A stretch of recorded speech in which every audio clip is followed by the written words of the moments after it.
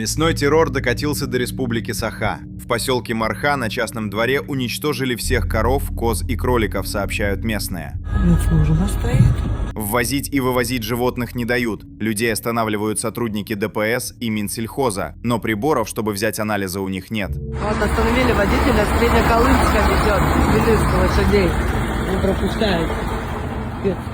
Я аж плохо становится. Нелюди дежурят возле конюшни Horses Club Mustang, где стоимость лошади доходит до 10 миллионов рублей. Сегодня у нас весь день возле конюшни с 7 утра стоит борт, потому что с Мархии резко нельзя вывозить лошадей.